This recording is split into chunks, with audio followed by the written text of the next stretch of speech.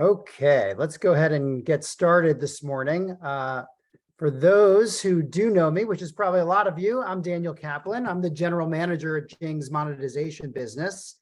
And it's so amazing to have you guys with us today.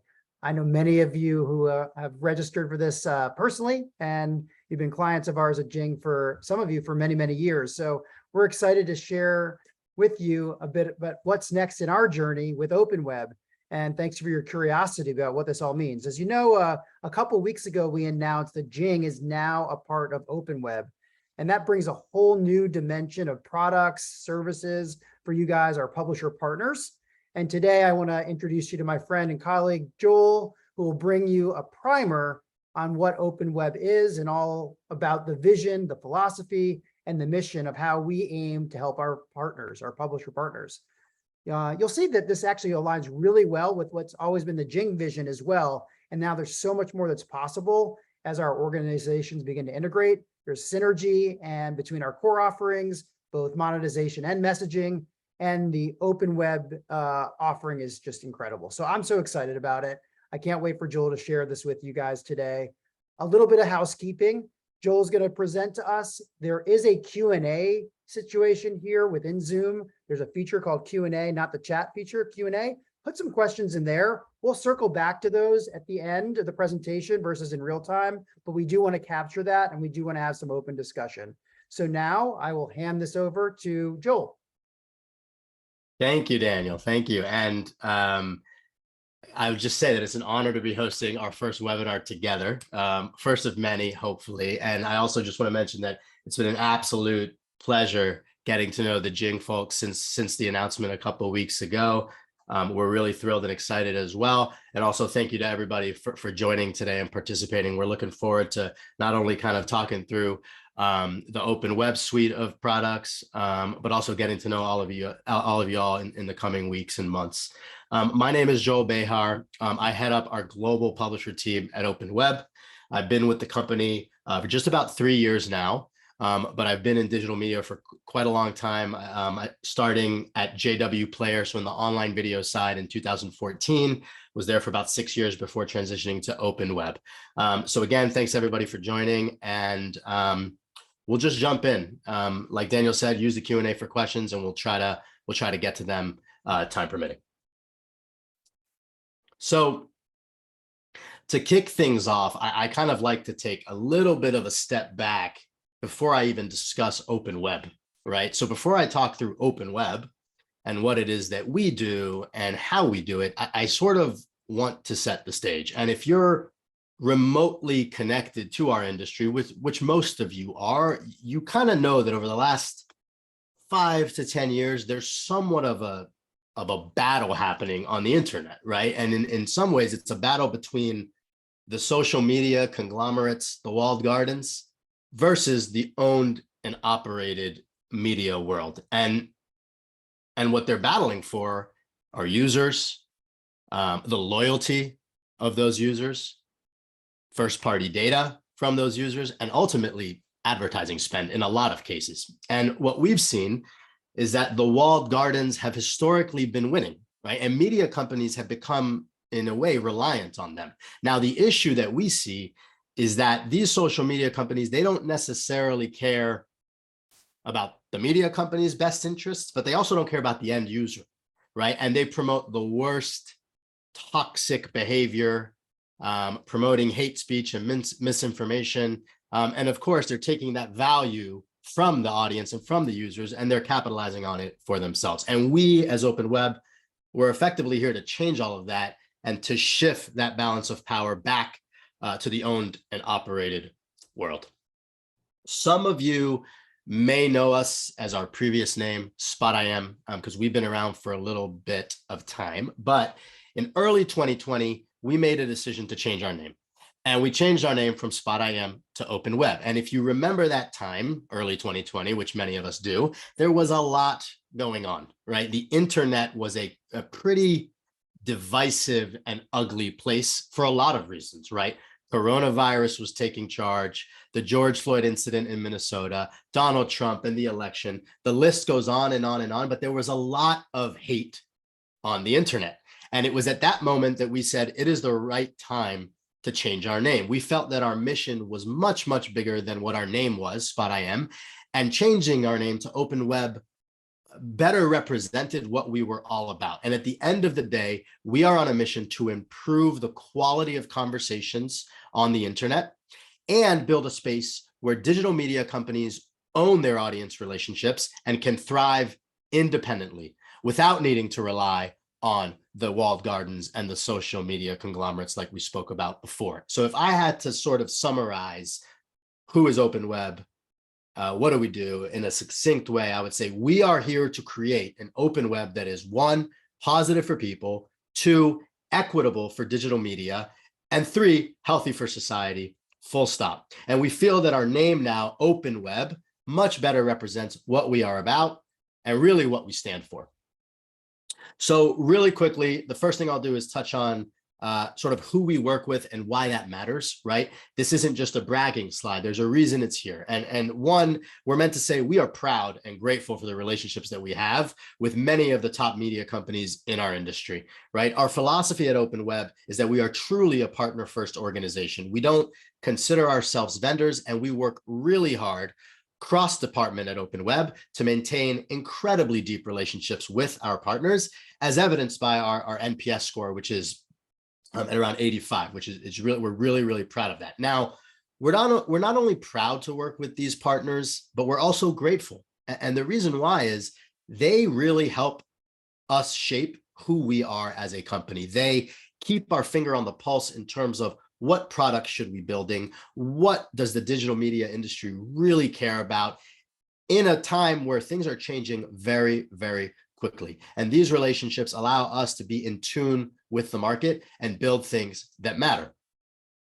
And one of the main things we learn from our incredible network of partners is that there are a few common themes that we continue to hear about, right? Just about every single publisher we speak to want to improve engagement and loyalty. They want to drive more unknown users to known, and they want to unlock more first-party data, which we know is becoming more and more important as, you know, eventually third-party cookies go away. The beauty of this is that what we do at OpenWeb, which we're going to go into detail in a few minutes, it aligns perfectly with what the industry wants. And what we see across the over 100 million monthly active users and over 1,000 publishers that we support is that when done right, community is one of the most important and powerful levers to increase lifetime value and drive up the average revenue per user. And we're going to dive into this in a moment. But if I had to summarize this, online communities drive engagement and loyalty. They serve as a key funnel in taking your anonymous users and making them known entities. And then that engagement unlocks incredibly valuable insights and data to help fuel your business for the future of what this industry is going to look like. So to touch on that a moment, we always sort of, before we talk about the products, we always like to talk about what does that mean? What is the value, or what are some of the value points of the OpenWeb solution? And what we see across our entire network is that there are quantifiable, there's a quantifiable impact to OpenWeb, right? Before we take a look across our entire network of over 1,000 partners, and we say, well, what did a user behavior look like before they engaged with our products and after, right? And what we see is that the value is there, right? Users that interact with OpenWeb, they're staying longer on site, they're engaging more in each session, and they're consuming more page views. Obviously, that's important because all of that means in an industry where many of our partners are supported by advertising and monetization, it means more opportunities to monetize and more opportunities to drive higher rates. Hey, Joel, quick question on that. Yeah. You know, of the users that are visiting, what percentage of the users are actually engaging with the OpenWeb components on those websites? Great question. So I will always say it depends, right? Because it really does depend. Every publisher is different, every vertical is different, and every publisher has a different maturity level in terms of where they are with community, right? If you're brand new to community and you're just introducing community to your audience, that percentage is going to be lower.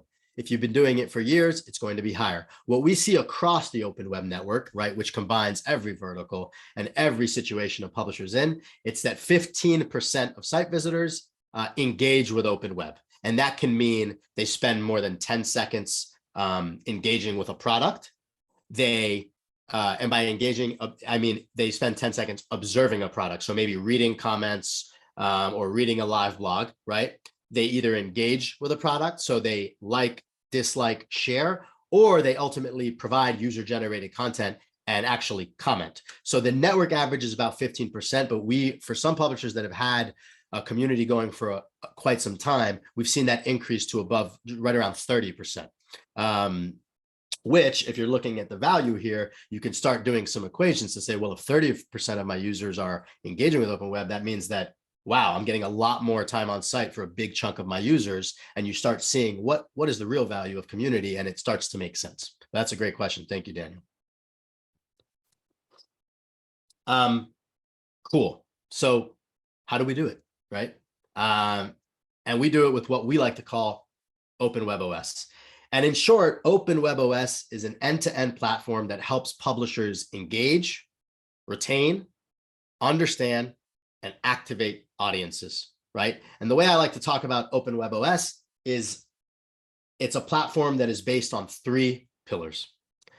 The first pillar is really what we've been known for the longest time, right? It's commenting, full-featured, healthy conversations, powered by what we believe and what a lot of our partners believe to be the most powerful moderation technology that's out there on the market.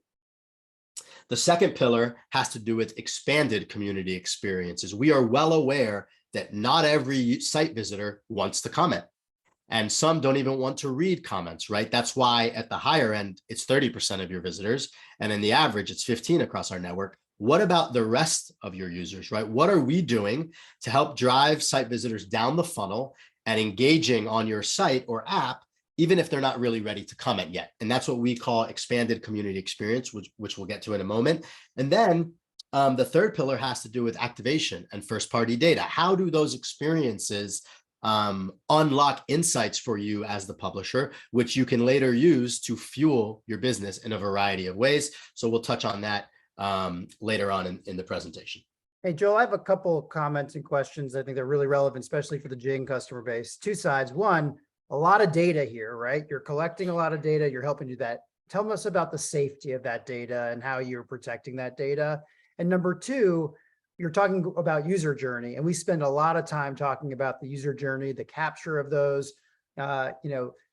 that seems to fit in really, really nicely with the audience that we're talking to today, the publisher audience. So, I think there's something there to really expand on, and that user journey and that user capture and how those things come together. But the data itself, talk to us about how secure that data is and what we do with that. Absolutely. So great question. Everyone asks it, right? In a world where data privacy is paramount, we are fully GDPR, CCPA compliant. We have, the strictest from like an architecture perspective. I'm not an engineer. I'm not the most technical guy, but we have very stringent sort of architectural infrastructure to make sure that the data is protected. And of course, we are following all GDPR, CCPA guidelines to ensure that users' privacy is protected and paramount. So we have a whole section on our website that talks through everything around data privacy and security, which we're happy to link to as a follow-up. But of course, data privacy in today's world is really, really important, being that data is a really valuable asset. So that's really important to us with everything that we do, everything that we build. Later on, when I have a slide about data later on, I'll talk a little bit about, there's a lot of data, like how does a publisher get it, right? And the first thing I'd say is that number 1, it's yours. The data is the publisher's, it's not ours. Right. So it's all yours, and there are a variety of ways that we can pump that data back to you as the publisher. And we'll talk to that later on in the presentation. Thanks, Joel. Okay, so sort of breaking down the pillars a little bit, the next couple slides are going to talk through the first pillar, which was real-time conversation, commenting, and moderation. And like I said before, this is what we're probably known for the longest period of time. When we were Spot IM, it was all about the conversation. And really what we have here is a real-time full-featured commenting experience that can be placed below an article, in an article, at the top of an article, in a side drawer. There's many customizations here to ensure that we allow publishers to create an incredibly native look and feel, right? Everything is customizable across your devices. We have real-time indicators that can show how many viewers are actually in the conversation reading. We have, if you can see here on the right-hand side, you have kind of the Steve Jobs effect, right? You can see how many people are actually typing at this moment in time, which drives more engagement across the community. So a lot of features here around the commenting and conversation experience, including direct connection with your user management system. If you have your own user identity system, be it homegrown, Auth0, Piano, we fully integrate with that via SSO so that your site visitors do not need to log into OpenWeb. They log into your website and they're automatically funneled back through a back end like AB handshake. If you don't have your own user management system, we also offer our own user management system so that you can start collecting email addresses and logins. But the point of this slide is this is really a robust platform, a lot of ability to make it native, customize registration funnels, and really have a more social-like experience on your page, more akin to a Facebook or a Twitter, but it's on your O&O and it's native, as opposed to kind of some of the older school commenting platforms that look a little more like you're dropping in a widget on your page. Our goal is to allow you to customize this so that it's an extension of your page and looks and feels like the rest of your content. That's amazing, Joel. And is this only for the web, or are there other places that you extend like into native apps and those type of things too? Yeah, great question. So fully supported across desktop, mobile web, and app. So we have iOS and Android SDKs. And yeah, it's basically feature parity across those platforms for the conversation product. So yeah, we support native SDK, not in a web view. We have an actual SDK, which has worked quite well with some of the partners that are leveraging it. But yeah, we support basically all the platforms for the commenting product. Great question.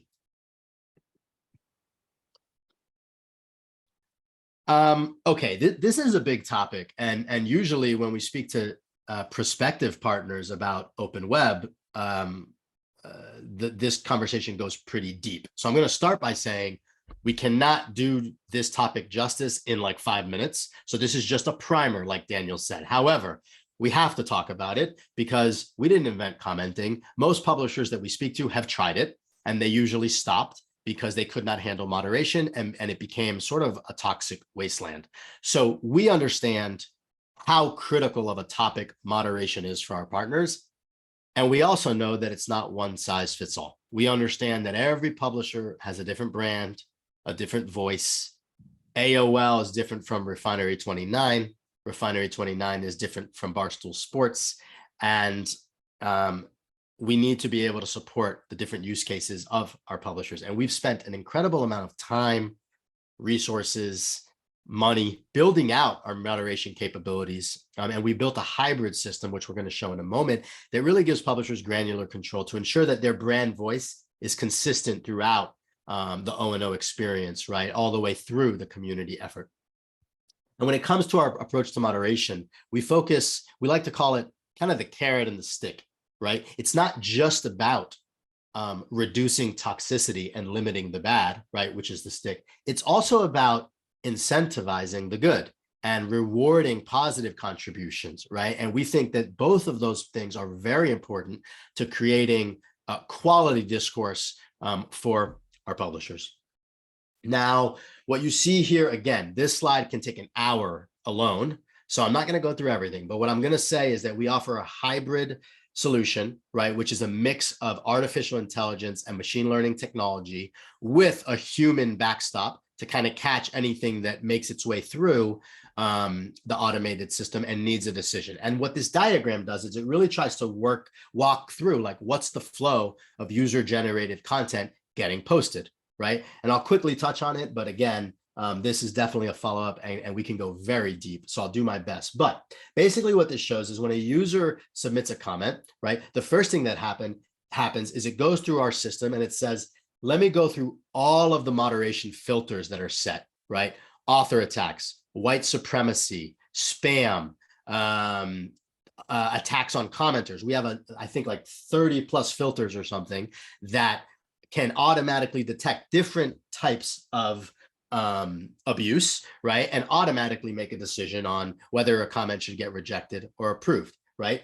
The next piece of the equation is not just looking at the content, but also looking at the person, right? So what is the comment that was posted, but then who is the person that posted it? And this is really important, right? If I know that Daniel has posted 100 comments in the last 3 weeks and 99 of them have been automatically rejected, our moderation system is going to know that, right? Not to say that Daniel writes shady comments, but it's just an example. And our system is going to look at that and make more informed decisions, not just on what was in the comment, but also who was submitting the comment and what is their history of contribution in this community, right? After all of these checks happen in the system, right, based on the publisher settings, it's either going to get published automatically because it didn't violate any rules, or it's going to go to a human to moderate. And that's where the human moderation kicks in, which we have a quite robust backend admin panel where all the moderation takes place, right? And decisions can be made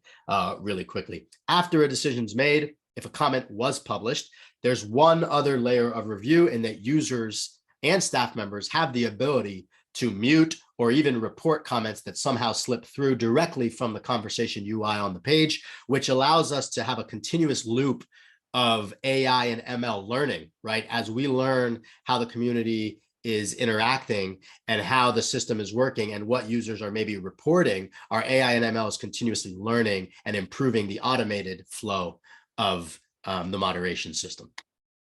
Well, like you said, Joel, that's a lot of stuff to cover there, but I have like maybe 2 or 3 quick questions that would maybe help for our viewers today. So will the publisher partner themselves have the ability to set rules and controls around this, or is this general open web policies? How granular is that? You did say earlier that, of course, there's different expectations from different folks. And then to follow up for that, you know, how do we educate the community about what these rules are of engagement? Are there ways to do that? Are there guidelines? How is that exposed? And then the third piece of this as well is, you know, who's doing the moderation on the human side? Is that the publisher? Is that our own staff within OpenWeb? Like, how does that all work? Can you give a little bit more color on those three areas for me? Yes, great questions. I'm gonna do my best to remember the 3. So question number 1 is about kind of setting up the policy and how specific can you get per publisher? Great question. And of course, we are not in the position, we are not in the business of deciding for publishers how to moderate their comments. We have a very baseline set of like, this is what generally speaking we allow and what we don't, but the publisher is responsible for saying, this is what we want our community to be, right? Every filter has a threshold and sort of like a sensitivity level that the publisher can set that dictates how the system is going to operate. Now, we don't turn the keys over and say, hey, publisher, set it up yourself and good luck. No, we're going to work with you during kickoff to say, here's how it works. Let's set the policies together. This is what we found. This is best practices. But each publisher has their own set of policies that we can set directly from the admin panel, and it's pretty robust.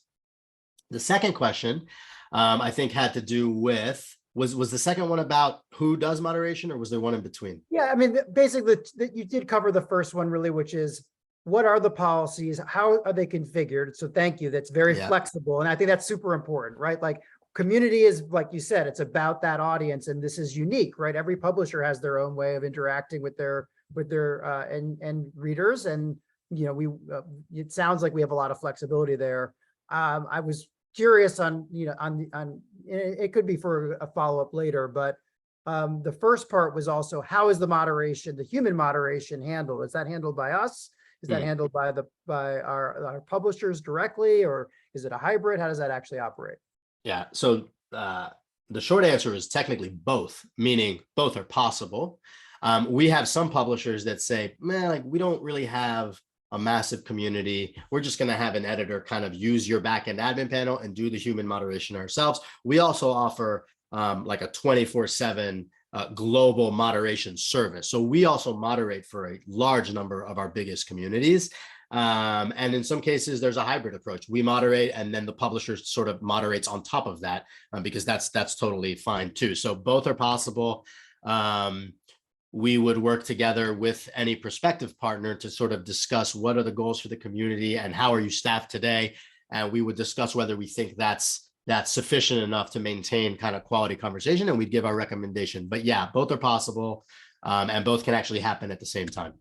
Yeah, and just to piggyback on that, we all know that everyone's strapped with resources these days. And, it sounds like the OpenWeb team is obviously very well versed at how to handle this and guide this. And we're all, competing for resources, but knowing that there's a lot of ML to help drive that, and AI probably will help quite a bit in some of these further conversations. So resource allocation is very important to our partners today. Awesome. I think you had a third question, but I can't remember what it was. It was really just more about how are the guidelines established? You're clear to the audience. Yeah. Great question. That's a really good one. So what I said, I think last slide, was that a big part of our moderation philosophy is not just the stick. It's also how do you sort of educate the community? How do you teach them how to be good? And there's a couple of ways we do that. One obvious one is, for every publisher at the top of the conversation, you have the ability to set community guidelines that are crystal clear, right? What is allowed based on our rules, and they're fully customizable. The publisher decides what they are. And it's a really easy way to let the community know what's possible and what's not.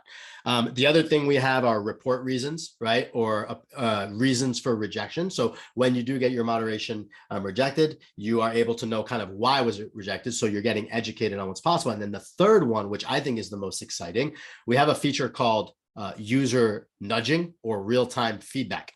And what that is, and sorry, Daniel, I'm going to use you as the example, but let's say that you're commenting on an article and you write something that is clearly going to get rejected based on the community guidelines of the publisher.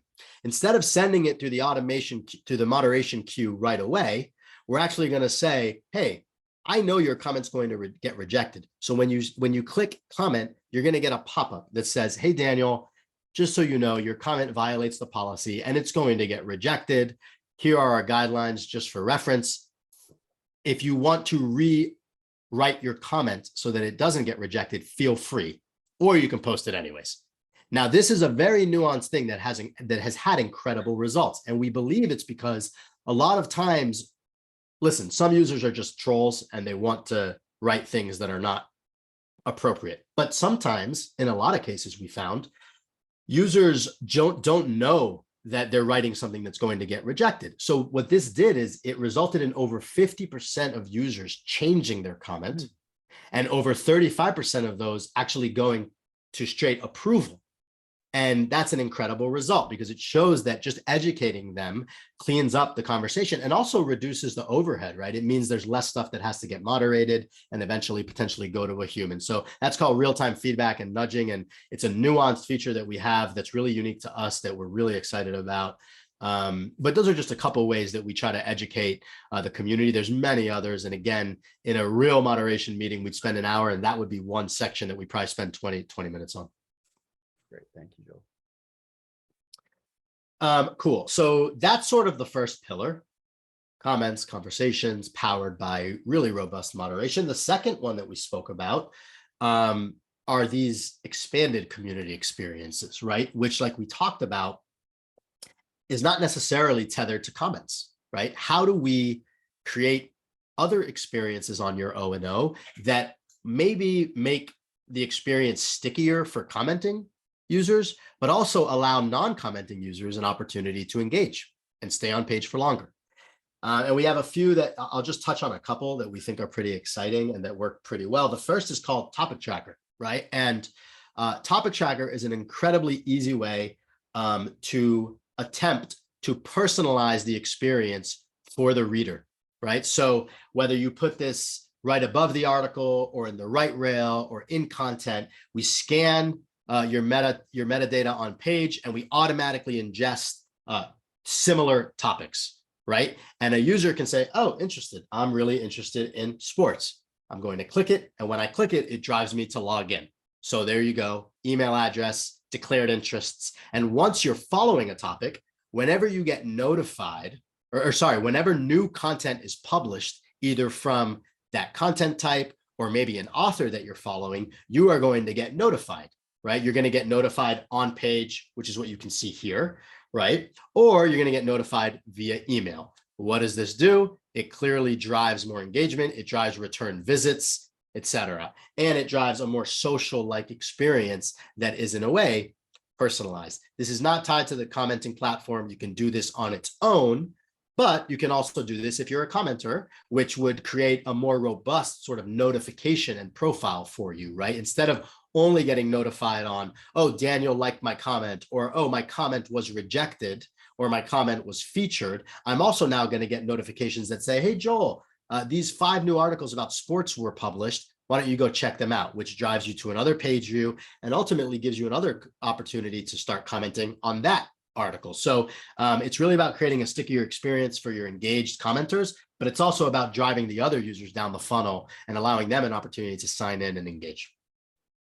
So that's one. The second, really easy to use, low touch, user reactions, polls, surveys. Again, these can be placed basically anywhere on your page, but it's an easy way to collect sentiment from your audience, right? You can ask a yes, no question. You can ask a question in preparation, maybe for an RFP, for example, but many opportunities to ask very low touch questions to glean a wider set of insights from your audience as a whole, right? And this is fully customizable. We can dynamically insert a set of questions, emojis and icons and answers, depending on what the topic is about.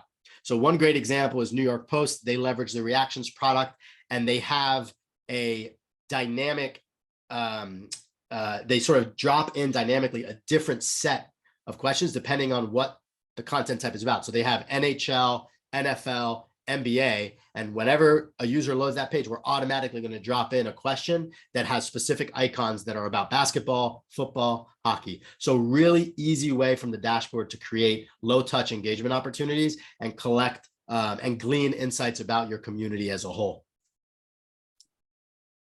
And the last one I'll touch on, I think is pretty cool, is our live blog product, right? Again, less about commenting, more about maybe reporting on live events. Let's say you have a weather event or a live sports event or a technology keynote, right? This is a great way to almost create what I would think of like a Twitter feed, but directly within your O&O and branded like your O&O. So we have reporter badges that clearly show who is the reporter providing the updates. And it's just a stream of updates for a live event.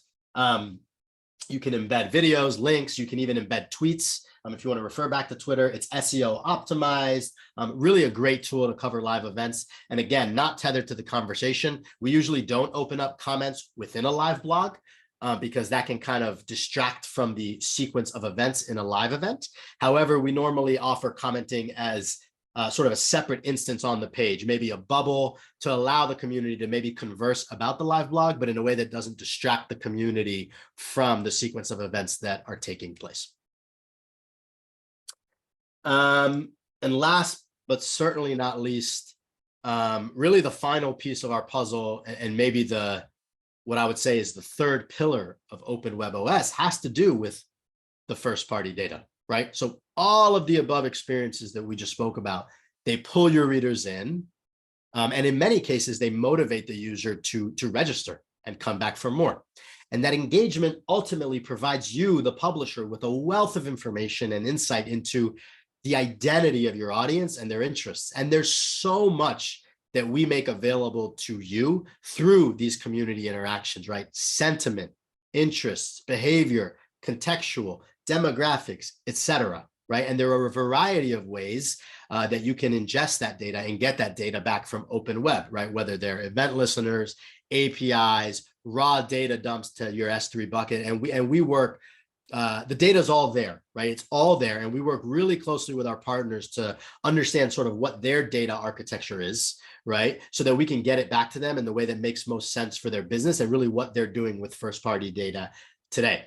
Right. And from there, our publishers can activate upon that data, right? Whether it's more accurately targeting for advertising, whether it's adjusting your editorial strategy based on what people are saying, or whether it's, opening up a subscription offering or an e-commerce offering, right? There's a lot of valuable data that community can unlock that can really help our publishers fuel their business as the industry sort of moves along in the next, year, 2, 3, 5 years. The other point I'll mention is that this data also enables us, OpenWeb, to better monetize for our publishers, right? So our business model is a profit center, right? We offer our technology and our services free of charge in exchange for ad inventory. And we do an incredible job of leveraging your data, right, to better monetize for you and ultimately driving higher performing and more personalized advertising for you on your owned and operated. So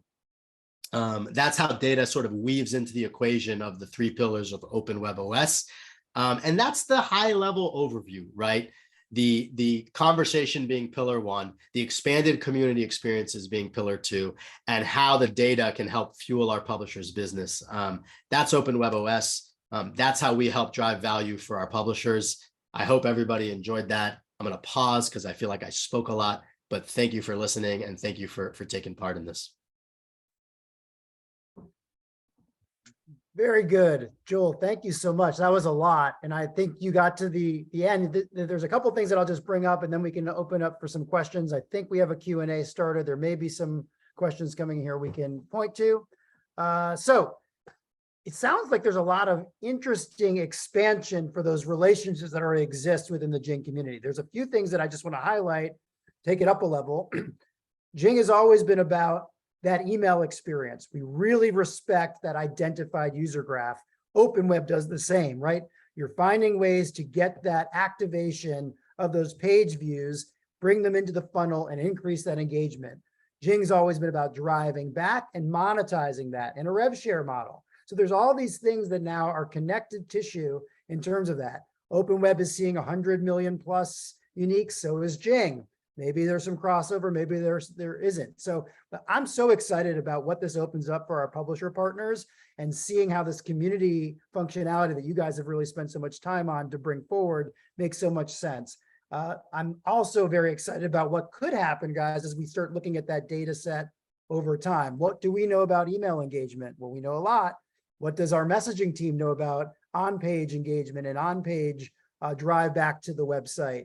Overlaying that together and putting some of that data together over time is going to be really rich for us. So it should be pretty fun. I do see a question here saying, does first-party data activation require user signed in accounts, or you can use anonymous identifiers to assign data points?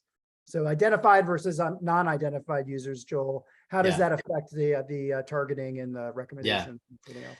Yeah, great question, Connie. Thank you for asking. So the first thing I'd say is that if it's first-party data activation, yes, it requires an email address and us to have sort of an identity defined. So it requires a known user. However, I guess the question or my answer would be that we and the publisher doesn't only need to use first-party data to activate, right? Because there are a lot of signals that we can get in terms of lookalikes. So creating lookalike models that aren't just about first-party data, but also creating more site-wide sort of insights about your community that can also allow you to better target. And a great example is reactions, right? Reactions, the product I talked about before, you don't need to be logged in to use reactions. You don't need to be logged in to vote on a very low touch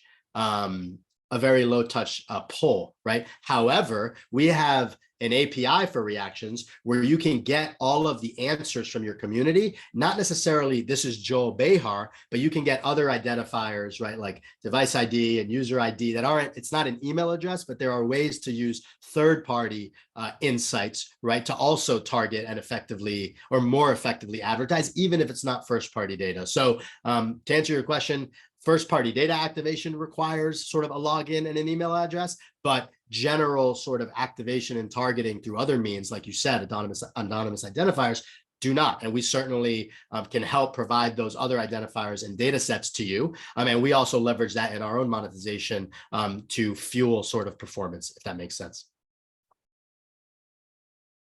Great question. Really interesting. Interesting. All right, let's jump over to the QA. Guys, feel free to jump in with questions either here or in the chat. I know we did cover a lot for sure, and I'm sure many of you are wondering what are next steps, right? So in terms of learning more about is OpenWeb products a fit for Jeeng publishers, reach out to me, reach out to your account manager, reach out to John Blinderman and Dimitri to ask those questions, and we can certainly engage and see about conversations about what does this mean for you specifically, and we can engage with Joel and his team about more of a deeper dive where appropriate.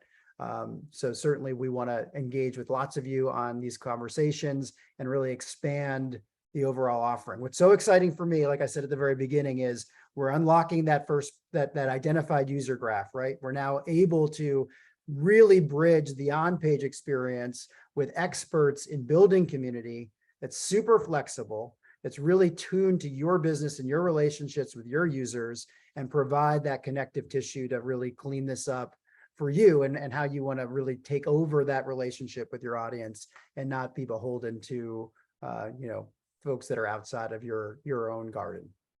So pretty exciting. Joel, anything else before we wrap? I think we covered so much good stuff that I think maybe my prompts probably covered a lot of those questions. So I'm so excited. Yeah, great questions. No, agreed with everything you said.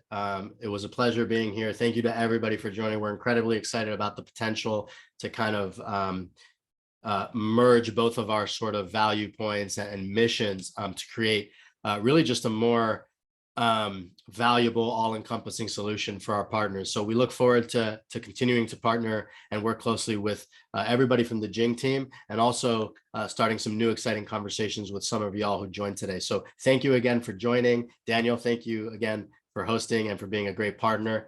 And we will hear from you all soon, hopefully. Thanks, guys. Have a great rest of your day and reach out with those questions. Talk soon. Bye-bye. Bye-bye.